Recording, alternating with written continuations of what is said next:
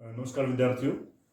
आज मैं आपके सामने कहानी सम्राट प्रेमचंद जी की एक कहानी लेकर आया हूँ। कहानी का शीर्षक है दो बैलों की कथा। और जैसा कि प्रेमचंद जी की ज़्यादातर कहानियों में हमारे ग्रामीण भारत की तस्वीर उभर कर सामने आती है। हमारा किसान वर्ग, मजदूर वर्ग, उनका जीवन और उनकी समस्याओं को लेकर जो है प्रेमचंद अपनी कहानियों में उपस्थित होते हैं। तो इस कहानी में भी का जो विषय है वो भी हमारे ग्रामीण भारत से संबंधित है। और यहाँ पर एक झूरी नाम का किसान है जिसके दो बैल हैं, तो उनकी एक कहानी है। तो कहानी के प्रारंभ में जो लेखक हैं, जो कहानीकार हैं, उन्होंने जो कहानी का प्रारंभ है, जो दो बैलों की कथा, इस कहानी के प्रारंभ में जो पशुओं की विशेषताएं बताना शुरू किया है। उन्होंने जो है सबसे पहले जो है गधे को लिया है कहानी में, कि एक गधा जो है उसको जो है वो बिल्कुल मूर्ख समझा जाता है। मूर्ख व्यक्तियों को भी गधे के नाम से पुकारा जाता है। वो गधे को जो है मूर्ख और अल्प बुद्धि जो समझा जाता है। परंतु जो लेखक का विचार है कि गधा जो है वो मूर्ख नहीं होता, वो सहिष्णु होता है, वो सब कुछ सहन कर लेता है, वो दुख हो सुख हो सब में समान भाव जो है रखता है। और लेखक ने बताया है कि उसमें तो ऋषि मुनियों जितने गुण हैं। तो और उन्होंने कहा है कि गधे की तरह ही गधे का एक छोटा भाई होता है जिसको बैल कहते हैं। परंतु बैल जो है वो गधे से जो है कम मूर्ख है, यानी कि गधे जितना उसको मूर्ख नहीं कहता लोग वैसे उसको भी गधे के समान ही बछिया का ताऊ कहते हैं, अर्थात मूर्ख के रूप में उसको भी लिया जाता है। परंतु बैल जो है वो मूर्ख नहीं होता और वो जो है इतना सहनशील भी नहीं होता, वो गुस्सा भी कर लेता है। वहाँ गाय के बारे का भी जिक्र जो यहाँ पर जो है कहानीकार ने किया है कि गाय जो बच्चा पैदा करती है, ब्याई हुई गाय तो शेरनी का रूप ले लेती है। तो इसी प्रकार बैल भी कई बार क्रुद्ध हो जाते हैं। तो यहाँ जो इस प्रकार जो है कवि कहानी में जो है बैलों का जिक्र लेकर आया है। और फिर कहानी जो शुरू होती है कि जो झुरी नाम का एक किसान है, उसके दो बैल हैं। उसके दोनों बैलों का नाम हीरा और मोती है। वो दोनों बैल जो है वो झुरी को बहुत प्रिय हैं। वो उनको जो है अपने जो बच्चों की तरह रखता है, उनको बड़ा अच्छा खाना खिलाता है। दोनों बैल जो है उनका भी आपस में बहुत प्रेम है। वो दोनों एक साथ खाना जो है वो चारा भूसा खाते हैं, एक साथ ही बैठते हैं, एक साथ ही खड़े होते हैं। एक अगर जो है चारा खाना बंद कर देता है तो दूसरा भी बंद कर देता है। तो इस प्रकार वो दोनों बैलों में भी जो है वो मित्रता है। फिर जो है कहानी आगे बढ़ती है और झुरी का एक साला होता है जिसका नाम गया होता है। वो एक दिन झुरी के घर आ जाता है और वो झुरी से कहता है कि मुझे आपके बैल चाहिए। और झुरी जो है बैलों को गया के साथ जो है भेज देता है। उधर बैल जो है सोचते हैं कि हमारे मालिक ने क्या किया, हम तो हमारे से कोई शिकायत थी, हमसे जो है मालिक और काम करवा सकते थे, हमें तो जो है रूखा सूखा भूसा देते, हम तो उसी में खाकर मस्त रहते, परंतु मालिक ने ये हमारे साथ ठीक नहीं किया। वो झुरी से बिछुड़ना नहीं चाहते हैं। बहुत जो है लगाव, भावनात्मक संबंध जो है पशुओं के साथ किसानों का यहाँ पर जो है वो कहानीकार ने दिखाया है कि वो बैल जो पसंद नहीं है, वो इधर उधर दौड़ने की कोशिश करते हैं। परंतु जैसे तैसे गया उनको जो है वो अपने गांव में ले जाता है और वहाँ उनको वह मोटे रस्सों से बांध देता है। परंतु रात को जब सब सो जाते हैं तो बैल जो है वो मोटे रस्सों को भी जो है तोड़ डालते हैं। किसी को जो है ये आशा नहीं थी कि बैल जो है इतने मोटे रस्सों को भी तोड़ सकते हैं, परंतु दोनों बैल जो है उनमें मानो दुगनी ताकत आ गई थी और उन्होंने दोनों रस्सों को तोड़ दिया और वो वापस भागते हुए गया के घर पहुंच गए। और पूरा गांव के लोग वहां पर इकट्ठे हो जाते हैं।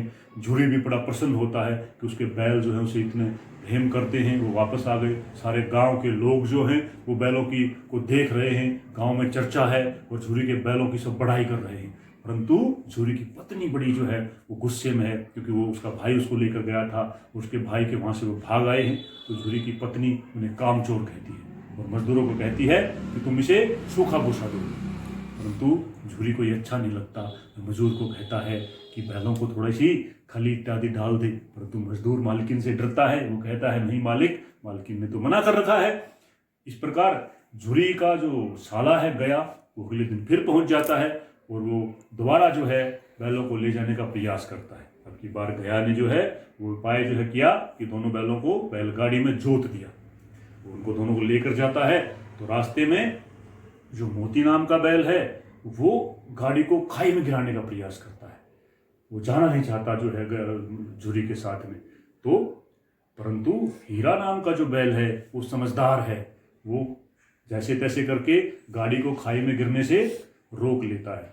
इस प्रकार झूरी जो है जो गया जो है वो बड़ा गुस्सा होता है, वो जो है बैलों को ले जाता है और वहाँ पर जो है दोनों बैलों को रूखा सूखा भूसा डालता है, उनसे दुगना काम लेता है और उनकी पिटाई करता है।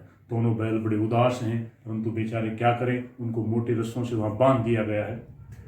वहाँ पर जो है एक छोटी सी बच्ची होती है, वो गया की जो बेटी है, वो बैलों को देखती है, वो देखती है कि बैलों के साथ अत्याचार हो रहा है, उनको जो है रूखा सूखा भूसा डाला जा रहा है। वो बेटी जो है वो भी बड़ी परेशान है, क्योंकि उसकी माँ जो है वो मर गई थी और उसकी जो सौतेली माँ थी वो उससे प्रेम नहीं करती थी और वो बच्ची की पिटाई भी करती थी। इस प्रकार उसे जो बैल हैं वो भी अपने जैसे दुखी लगते हैं, उसे बैलों से प्रेम हो जाता है और वो हर रोज एक एक रोटी लेकर आती है और वो दोनों बैलों के मुंह में उनको खिलाती है। बैलों को भी उनसे बड़ा प्रेम हो जाता है। बैलों जब वो खिलाती है रोटी, उस एक रोटी से भूख तो कहाँ शांत होती है, परंतु जैसे दोनों के हृदयों को जो है वो खुराक मिल गई हो, दोनों आनंदित हो जाते हैं उस बच्ची के हाथ से जो है रोटियां खा करके। जब गया की पत्नी उस बच्ची को मारती है तो जो गुस्सैल जो क्रोधी स्वभाव का बैल है मोती, वो कहता है कि मैं चाहता हूं कि मैं अपने पैर जो सींगों से इस गया की पत्नी को मारूं, क्योंकि ये बच्ची को जो है मार रही है। परंतु वहां पर जो हीरा है उसे नीति की बात कहता है कि तुम भूल गए कि जो है औरतों पर हाथ उठाना या सींग उठाना या औरतों को मारना धर्म नहीं है। तो यहाँ जो हीरा धर्म के माध्यम से जो है प्रेमचंद ने नीति की बात भी कही है कि औरतों पर जो है वो सींग उठाना जो है वो शोभा नहीं देता। फिर जो है एक वो बच्ची जो होती है एक दिन रात को उपस्थित होती है और उसने क्या किया, वो दोनों बैलों के जो है रस्सों को खोल देती है। दोनों जो है बैल नहीं चाहते कि हम यहाँ से चले जाएं, परंतु और उन्हें बैल सोचते हैं कि हमारे जाने के बाद सबको पता ना चल जाए और इस बच्ची की पिटाई ना हो, इसलिए वो वहां से जो है वो चलते नहीं हैं। परंतु तुरंत वो बच्ची आवाज लगाती है, देखो सभी फूफा जी के बैल भाग रहे हैं। ऐसा सुनते ही हीरा और मोती दोनों दौड़ने लग जाते हैं और वो जो है गया के घर की तरफ दौड़ लगाते हैं, परंतु अब वो रास्ता भटक जाते हैं। रास्ते में आगे उन दोनों बैलों को एक बहुत ही बलशाली सांड दिखाई देता है। वो सांड उनकी तरफ ही दौड़ता हुआ आ रहा है। दोनों बैल आपस में एक दूसरे को देखते हैं और दोनों ही जो है वो मूक भाषा में बात कर लेते हैं। ऐसी शक्ति जो बैलों में थी कि वो दोनों मूक भाषा में समझ लेते थे। हम इंसान जो कहते हैं कि हम जो श्रेष्ठ प्राणी हैं, ऐसी शक्ति तो हम में भी नहीं है कि हम जो है उनकी तरह मन की बातें समझ लें, परंतु वो मन की बात जान लेते हैं और वो दोनों योजना बनाते हैं कि हम दोनों मिलकर जो है सांड का मुकाबला करेंगे। सांड जैसे ही हीरा की तरफ मारने को दौड़ता है तो पीछे से मोती ने उसके पेट में अपने सींगों को घुसेड़ दिया। दूसरी तरफ सांड मुड़ के जब मोती की तरफ भागा तो हीरा ने पीछे से उसको चोट की। इस प्रकार दोनों ने मिलकर सांड को भगा दिया। सांड जो है डरकर भाग गया और दोनों जो है वो मस्ती करने लगे, खुशी मनाने लगे। आगे चले तो वहाँ एक मटर का खेत था। दोनों को बड़ी भूख लगी हुई थी। दोनों बैल मटर के खेत में घुस जाते हैं और वहाँ आनंद के साथ मटर खाने लग जाते हैं। परंतु ठीक तभी वहाँ पर रखवाले आ जाते हैं। वो लठों के साथ हैं, लाठियां लिए हुए हैं, वो दोनों बैलों को घेर लेते हैं। परंतु वहाँ पर जो हीरा है वो भाग निकलता है। हीरा भाग निकलता है, परंतु मोती ऐसे जमीन में फंस जाता है जिसकी सिंचाई की हुई होती है। वो कीचड़ में धंस जाता है, भाग नहीं पाता। और जो लोग हैं, जो चौकीदार हैं, तो वो दोनों मोती को घेर लेते हैं। हीरा देखता है कि उसका दोस्त जो है वो संकट में है। वो नहीं चाहता कि मैं अपने दोस्त को संकट में छोड़ करके चला जाऊं। वो भी तो अब जो है वो मोती के पास आ जाता है और उसकी भी जो चौकीदार हैं वो पिटाई करते हैं और वह उन दोनों को पकड़ करके एक जो है काजी हाउस में जो है बंद कर देते हैं, एक बाड़े में इनको बंद कर देते हैं। वहाँ जाकर बैल देखते हैं कि वहाँ तो जो है बहुत सारे पशुओं को रोका गया है और वो पशु बहुत से कमज़ोर हो गए हैं। वहाँ उनको अच्छे से खाना भी नहीं दिया जा रहा, सूखा सूखा और बिल्कुल बहुत सौ की जो है वो अस्थि पिंजर जो निकले हुए हैं। वहाँ उन दोनों को कई दिनों तक जो है वो कैद में रखा जाता है। तो वहाँ पर और भी पशु हैं, हर रोज़ जो है पशुओं की जो है हाजिरी ली जाती है। तो दोनों को जो है वो सोचते हैं कि इस बाड़े से जो है कैसे निकला जाए। एक दिन जो है मोती जो है अपने मोटे जो रस्से को जो है वो तोड़ डालता है। और वो कोशिश करता है कि उस दीवार को जो है तोड़ने के लिए। मोती जो है वो दीवार को तोड़ देता है, परंतु जो हीरा है और दीवार को तोड़ देता है, और जो हीरा जो बंधा हुआ है उस हीरा का रस्सा जो है वो नहीं टूटता है। हीरा की रस्सी नहीं टूटती है, परंतु मोती जो है वो बाकी जितने भी पशु जो है वो बाड़े में जो है रुके हुए थे उन सबको जो है उस बाड़े से बाहर निकाल देता है। एक गधा वहाँ पर है, वो जो है चुपचाप खड़ा हुआ है, वो सब पशुओं को भागता हुआ देख रहा है, परंतु वो नहीं निकल रहा है। परंतु जो है मोती उसे अपने सींगों से मार मार कर जो है उसे भी बाहर निकाल देता है। हीरा उसे कहता है, मोती मेरा रस्सा तो टूट नहीं रहा है, ऐसा करो, यहाँ तो दोनों के प्राण जाने हैं, तुम ऐसा करो तुम चले जाओ। परंतु वहां पर मोती कहता है, अच्छा तुम मुझे स्वार्थी समझते हो कि मित्र को मैं संकट में देख करके, संकट में छोड़ करके अपने प्राण बचाकर भाग जाऊं। कहता है, जिएंगे तो साथ मित्र और मरेंगे तो साथ। मोती भी जो है वहीं बैठ जाता है, और अगले दिन जब रखवाले आते हैं, चौकीदार आते हैं, वो देखते हैं, वो बड़े क्रोधी होते हैं, वे दोनों की पिटाई कर देते हैं और दोनों को मोटे रस्सों से बांध देते हैं। इस प्रकार दोनों बैल जो है वहाँ बंधे रहते हैं। दोनों आपस में विचार करते हैं कि अब तो यहाँ पर जान जाना जो है वो निश्चित हो गया है। फिर कई दिनों के बाद वहाँ पर जो है उस बाड़े का जो मालिक है वो दोनों बैलों को एक दढ़ियल आदमी को बेच देता है। वो दढ़ियल आदमी कसाई है और वो उन दोनों को हाँक कर ले जा रहा है। परंतु दोनों बैल जो है आपस में विचार करते हैं कि अब तो जो है मौत हमारी पक्की है, ये हमें किसी कसाई को जाकर के बेच देगा।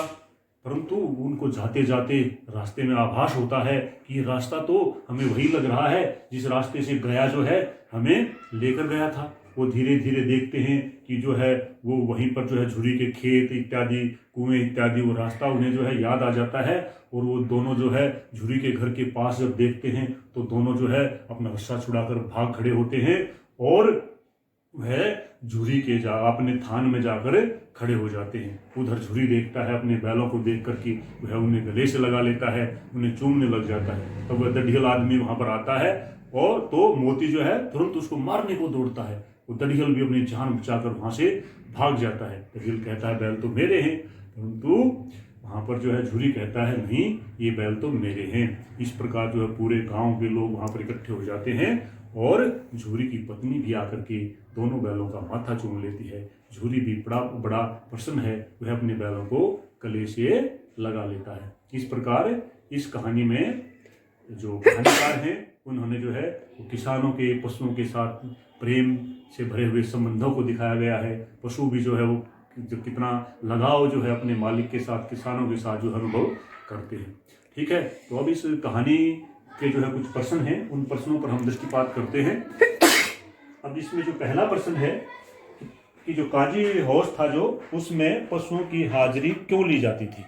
तो बच्चों ये हमारा पहला प्रश्न है कि जो है पशुओं की हाजिरी वहाँ जो बाड़े में जो रुके हुए थे उनकी क्यों ली जाती थी। तो सामान्य सी बात है कि वहाँ पर जो है जितने पशु रुके हुए थे उन सब की गिनती करके वहाँ पर देखते थे कि कोई पशु जो है कहीं भाग तो नहीं गया है या किसी की मृत्यु तो नहीं हो गई है। तो इसलिए जो है वहाँ पर जो है पशुओं की हाजिरी ली जाती थी। दूसरा हमारा जो प्रश्न है कि छोटी बच्ची को बैलों के प्रति प्रेम क्यों उमड़ आया था। छोटी बच्ची जो है वो उसकी माता का देहांत हो गया है, उसकी जो विमाता है, उसकी सौतेली जो माँ है वो उसकी बड़ी पिटाई करती है। ठीक है, तो बच्ची को उन बैलों को दुखी देखती है और उस बच्ची को जो बैलों पर प्रेम आ जाता जो है हो जाता है। अब जो तीसरा जो प्रश्न है कि जो कहानी है उस कहानी में बैलों के माध्यम से, जो हमारी दो बैलों की जो कथा है उसमें बैलों के माध्यम से जो मुंशी प्रेमचंद जी ने उसने कौन कौन से नीति विषय मूल्य सामने आए हैं। नीति विषय, नीति मतलब नीति की बातें जो है बैल करते हैं, परंतु जो कहानीकार है उसके माध्यम से संदेश देना चाहता है कि कई बातें जो है वो नीति से संबंधित जो है आई हैं। अब जो है बैल जो है कहते हैं कि मैं चाहता हूं कि जो मोती है वो गुस्से वाला है, वो जो है चाहता है कि मैं जो है गया को अपने सींगों से जो चोट मारूं, परंतु हीरा उन्होंने कहता है कि मनुष्यों को मारना हमारे धर्म में शामिल नहीं है। दूसरी बात है उसमें आगे चलती है, इस कहानी में नीति की बातें आई हैं। हीरा जो है अगर चाहता तो जो है जब मटर का खेत चरने के बाद उसे मौका मिला था कि वो भाग सकता था, उसका मित्र घिरा हुआ था, परंतु मित्र को विपत्ति में छोड़कर नहीं भागता। दूसरी बात, कौची हाउस के बाड़े में भी ऐसा ही होता है कि हीरा को छोड़ करके मोती अपने प्राण बचाकर भाग सकता था, परंतु वहां जो है मोती भी अपने प्राणों को बचाकर नहीं भागता। तो ये भी नीति की बात है कि हमें संकट में घिरे हुए मित्र को जो है वो छोड़ करके अपने स्वार्थ में नहीं भाग जाना चाहिए। वहां पर जो है जब जो छोटी बच्ची की पिटाई उसकी सौतेली माँ करती थी, तो मोती चाहता था कि वह जो है उसकी सौतेली माँ को जो अपने सींगों से जो है चोट पहुंचाए, परंतु वहां भी जो है हीरा जो है उसे समझाता है कि औरतों पर जो है को चोट पहुंचाना, जो है औरतों को मारना, ये धर्म की बात नहीं है। ठीक है। इसके बाद जब जो सांडों का मुकाबला दोनों बैल मिलकर करते हैं, वहां भी नीति की बात सामने आती है कि जब शत्रु सामने हो, शत्रु जब मजबूत हो, तो हम जो है मिलकर के शत्रु को हरा सकते हैं। तो इस प्रकार जो है नारी के सम्मान की बात है या परोपकार की भावना है कि जब मोती जो है जब वहां रुका हुआ है तो संकट में अन्य प्राणियों को देखकर उनकी रक्षा करनी चाहिए। मोती जो है सबको बाड़े से भगा देता है दीवार तोड़ करके। तो यहाँ भी नीति की बात हुई है। तो बैलों के माध्यम से प्रेमचंद ने जो है इस कहानी में कई नीति विषयक मूल्यों को, कई मूल्य जो है ऐसे हैं जिसमें नीति की बातें जो स्पष्ट की गई हैं, इस कहानी के माध्यम से जो है लेखक ने स्पष्ट किया है। अगला जो हमारा प्रश्न है, कहानी में गधे की किन विशेषताओं के आधार पर उसके प्रति रूढ़ अर्थ मूर्ख का प्रयोग न कर किस नए अर्थ की ओर संकेत किया है। क्योंकि जो ये कहानी है इसमें गधे की कौन सी विशेषताएं ऐसी थी जो उसका रूढ़ अर्थ, उसको किस नाम से मूर्ख समझा जाता है, उसको अल्प बुद्धि समझा जाता है गधे को, परंतु जो है उसका प्रयोग यहाँ पर कवि ने नहीं किया है। और किस नए अर्थ की ओर संकेत किया है कहानी में? हाँ, तो कहानी में जो है लेखक ने कहा है कि गधा जो है, गधे को वैसे तो मूर्ख कहा जाता है, जो मूर्ख व्यक्तियों को भी गधे का नाम इसलिए दिया जाता है, परंतु गधा जो है वास्तव में मूर्ख नहीं होता, वो सहिष्णु होता है, वो सहनशील होता है। दुख हो या सुख हो वह दोनों समय जो है वो समान रहता है, समभाव रखता है। इसलिए कवि कहता है कि उसमें तो ऋषि मुनियों जितने जैसे गुण जो है वो गधे में जो है पाए जाते हैं। वो तो बड़ा गुणवान है गधा तो, ठीक है। वो तो उसको जो है मूर्ख के अर्थ में नहीं, उसे जो है सहनशील कहा है, उसे समझदार कहा है, और उसे तो जो है वो ऋषि मुनियों की तरह जो है उसने जो है सहिष्णु जो है यहाँ पर जो है कवि ने बताया है इस कहानी में गधे को।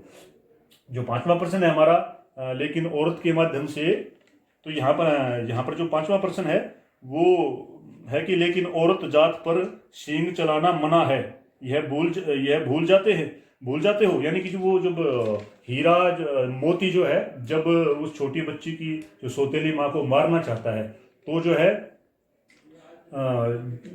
हीरा उसे समझाता है कि औरतों पर जो है हमारे भारतीय जो मूल्य हैं कि औरतों की जो है पर को कभी चोट नहीं पहुंचाना चाहिए।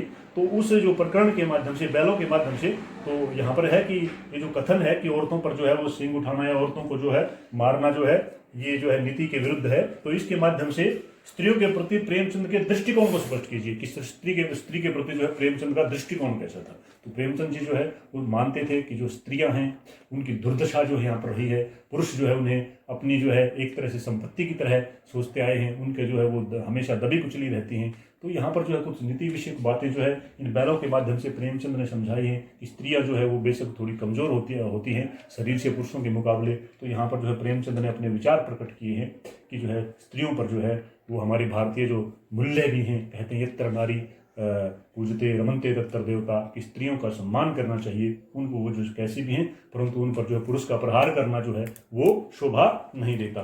तो इसके अलावा जो है अगला जो प्रश्न है, किन घटनाओं से पता चलता है कि हीरा और मोती में गहरी दोस्ती थी? ये बहुत सारी कहानी में शुरू से ही घटनाएं थी जो है वो दोनों एक साथ जो है वो उठते थे, एक साथ बैठते थे, दोनों एक साथ जो है वो खाना शुरू करते थे। एक अगर चारा खाना बंद कर देता था दूसरा भी बंद कर देता था, ठीक है। इसके अलावा दोनों जो है सांड के साथ मिलकर लड़ते हैं, ठीक है। एक दूसरे को संकट में जो छोड़कर वो भागते नहीं हैं। एक बार हीरा के पास ऐसा मौका था कि जब वो खेत में जो है चौकीदारों से घिरा हुआ था तो वो उनको छोड़कर भाग सकता था, परंतु वो नहीं भागा अपने मित्र को संकट में छोड़ करके। ऐसा ही जब वो बाड़े में रुके हुए थे तो वहाँ जो है मोती का रस्सा टूट गया था, उसने दीवार को भी गिरा दिया था, परंतु वो जो है वहाँ से निकल कर नहीं भागा। एक दूसरे से दोनों जो है गहरा प्रेम करते हैं। तो इस प्रकार वो कहानी में जो है जब वो काम कर रहे होते हैं तो जो हीरा समझता है कि मैं जो है वो ज़्यादा ऐसे करूं कि मेरा जो मित्र है उसको ज़्यादा ताकत ना लगानी पड़े, वो ज़्यादा जो है अपनी तरफ दबाव डाले रहता है। इसी प्रकार मोती समझता है कि मेरे मित्र जो है मैं ज़्यादा ताकत लगाऊं, मेरे मित्र को ज़्यादा ताकत ना लगानी पड़े। तो वो दोनों जो है वो एक दूसरे का बहुत ध्यान रखते हैं और वो दोनों गहरे मित्र हैं। ऐसी बहुत सारी घटनाओं से हमें जो है पता चलता है। किसान जीवन वाले समाज में पशु एवं मनुष्यों के आपसी संबंधों को किस प्रकार व्यक्त किया गया है। इस कहानी के माध्यम से जो किसान जीवन वाले समाज में, जो किसानों का जो समाज होता है, जो किसानों का जीवन होता है, उसमें जो है पशुओं के साथ उसके संबंधों को कैसे व्यक्त किया गया है कहानी में। तो इस कहानी में दिखाया गया है कि जो पशुओं के जो साथ जो किसानों का संबंध है वो बड़ा भावनात्मक होता है। वो उनके साथ प्रेम का संबंध हो जाता है, एक परिवार के सदस्य की तरह वो उनसे प्रेम करते हैं। जैसे कि जो झुरी है वो अपने दोनों बैलों से बड़ा प्रेम करता है, और जो दोनों बैल हैं वो भी अपने जो है जो किसान हैं उसको, झुरी को जो छोड़कर नहीं जाना चाहते। वो रास्ते में बात भी करते हैं कि अगर हमारे से मन भर गया था, अगर उन्हें हमें हमारे से काम से शिकायत थी, हम और ज़्यादा हमसे काम ले सकता था, हमें रूखा सूखा खिला सकता था, हम तो तब भी प्रसन्न रह लेते, और जो है झुरी को हमारे को किसी अन्य को नहीं बेचना चाहिए था। तो दोनों का आपस में बड़ा भावनात्मक संबंध है। जो वापस लौट कर आते हैं तो जो झुरी उनको चिपट जाता है, उन्हें गले से लगा लेता है, और झुरी की पत्नी भी जो है उनके माथे को कहानी के अंत में जो चूम लेती है। तो इस प्रकार जो है बैलों और जो है किसानों का, या किसान और उसके जो पशु हैं उनका रिश्ता बड़ा भावनात्मक होता है, दोनों में आपस में लगाव होता है। अगला जो हमारा प्रश्न था कि इतना तो हो गया कि 10 प्राणियों की जान बच गई, ये सब तो हमें आशीर्वाद देंगे। ये कहानी के आखिर में जब वो जो बाड़े में से पशुओं को निकाल देता है, वहाँ का प्रश्न है कि जो मोती कहता है कि इतना हो गया कि चलो हम तो नहीं बच पाए, परंतु हमने जो है ये बाड़े में रुके हुए इतने जो पशु हैं उनके जो प्राण बचा लिए, ये सब हमें आशीर्वाद देंगे। तो यहाँ जो इससे जो है ये प्रश्न है कि इससे जो है मोती की किन विशेषताओं का पता चलता है। इससे पता चलता है कि जो मोती है उसमें भी जो परोपकार की भावना है, दूसरे की जो मदद करने की जो है भावना, जो मोती है उसके हृदय में भी जो भरी हुई है। इसके अलावा इसमें 2 प्रश्न और हैं। यहाँ से स्पष्ट करना है कि अवश्य ही उनमें कोई ऐसी गुप्त शक्ति थी जिससे जीवों में श्रेष्ठता का दावा करने वाला मनुष्य भी वंचित है। हाँ, उन दोनों बैलों में परमात्मा ने कोई ऐसी ताकत दे रखी थी कि मनुष्य जो कहता है कि हम सब प्राणियों में श्रेष्ठ हैं, परंतु उसमें भी जो मूक भाषा को समझने की, मन की बात को, जैसे बैल आपस में समझ लेते थे कि बैल ये क्या कहना चाहता है, वो दोनों आपस में मूक भाषा को समझ लेते थे। तो ऐसी ताकत जो है उन जो हम प्राणियों को भी, हम मनुष्यों को भी जो कहते हैं हम श्रेष्ठ हैं, हमारे पास भी ऐसी ताकत नहीं है कि हम दूसरे के मन की बात समझ लें, जो उन बैलों के पास जो है परमात्मा ने उन बैलों को जो है प्रदान की हुई थी। ये कहानी का आशय है। इसका अगला एक और आशय स्पष्ट कीजिए। उस रोटी से भूख तो क्या मिटी होगी, क्या शांत होती होगी, पर दोनों के हृदयों को मानो भोजन मिल गया। तो यहाँ पर जो है वो बच्ची, जब जो बेटी थी गया की, वो दोनों बैलों को एक एक रोटी खिलाकर जाती थी। ये उस प्रकरण से जो लिया गया है कि रोटी खिलाकर जाती थी। तो यहाँ पर लेखक कहता है कि जो एक रोटी से उन जो बैल थे उनकी भूख जो है शांत नहीं होती थी, परंतु क्योंकि वो उन बच्ची से जो प्रेम करने लग गए थे और उनसे बड़ा लगाव हो गया था, तो जैसे उनकी आत्मा को, उनके हृदय को जो है उस एक रोटी से शांति मिल जाती थी, और वो दोनों जो बैल जो है उस बच्ची द्वारा रोटी खिलाई जाने से बड़े गदगद हो जाते थे, प्रसन्न हो जाते थे। तो बच्चों, हमने जो आज इस कहानी को किया है, इसके प्रश्नों को भी देखा है, तो आशा है आपको ये कहानी जो है वो पसंद आई होगी। तो मैं जो है जल्दी ही आपके लिए जो है अगर आपका अगला अध्याय जो है लेकर उपस्थित होगा। तब तक के लिए जो है आप सबको नमस्कार।